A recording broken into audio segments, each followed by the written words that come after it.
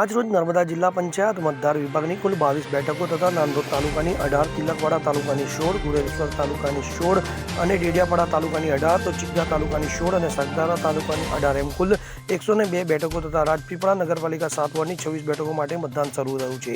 ત્યારે આજરોજ સવારે 7 વાગે મતદાન શરૂ હતું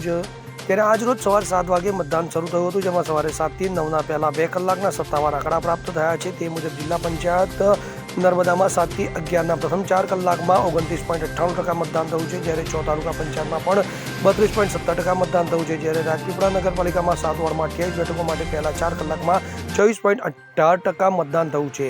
તો રાજપીપળા નગરપાલિકામાં સવારે 7 થી 11 પ્રથમ 4 કલાક વોર્ડમાં 1માં 13.30%, વોર્ડ નંબર 2માં 9.6%, વોર્ડ નંબર 3માં 12.85%, વોર્ડ નંબર 4માં 9.44%, વોર્ડ નંબર 5માં 8.90%, તો વોર્ડ નંબર 6માં 7.67%, વોર્ડ નંબર 7માં 10.44% મતદાન નોંધાયું છે। તો ગરમીના કારણે સવારે લોકો મતદાન કરવા ઉમટ્યા હતા, તો 12 વાગ્યા પછી ગરમી વધતા બપોરે મતદાન ધીમું જોવા મળ્યું હતું, જો કે સાંજે 4 પછી પુનઃ મતદારો મતદાન કરવા નીકળશે।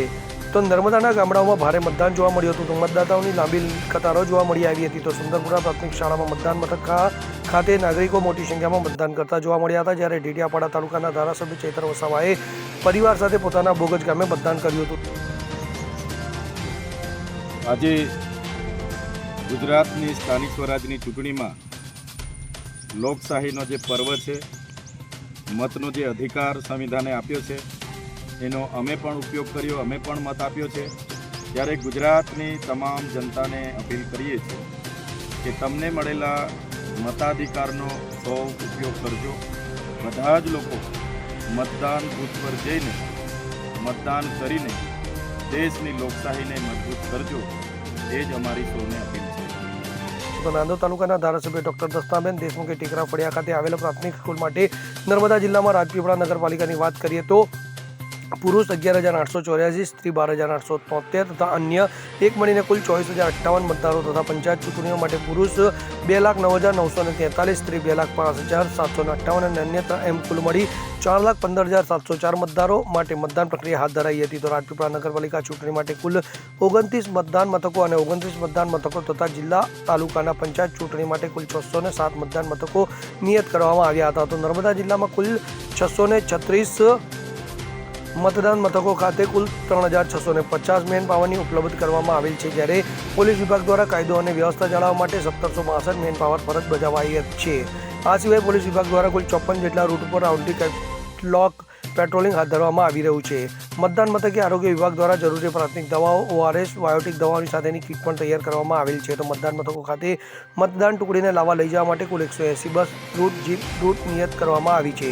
જિલ્લા તાલુકા પંચાયત મતદાન મંડળ માટે કુલ 1,498 બેલેટ યુનિટ અને 1,498 કંટ્રોલ યુનિટ તથા નગરપાલિકા મતદાન માટે કુલ 53 બેલેટ યુનિટ, 45 કંટ્રોલ યુનિટ ફાળવવામાં આવ્યા છે। તેમજ રાજપીપળા નગરપાલિકાની ચૂંટણી દરમિયાન હેતી ધોળાએ પોતાના જીવનનો પ્રથમ મતાધિકાર ઉપયોગ કરી પ્રથમ વખત મતદાન કર્યું। તો આ પ્રસંગે તેણીએ ગૌરવની લાગણી વ્યક્ત કરી હતી અને લોકશાહી પ્રક્રિયામાં ભાગ લેવાનો આનંદ અનુભવ્યો હતો।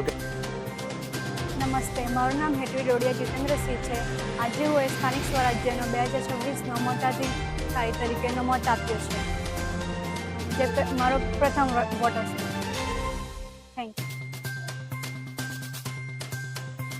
યુ। હું ડૉક્ટર સિદ્ધાર્થ શર્મા, મારી ઉંમર 81 વર્ષ, નગરપાલિકાના ચૂંટણીમાં મારો પવિત્ર મત લોકશાહી માટે હું પોતાનો કિંમતી સમય આપીને મારો પવિત્ર મતનો મેં ઉપયોગ કરેલો છે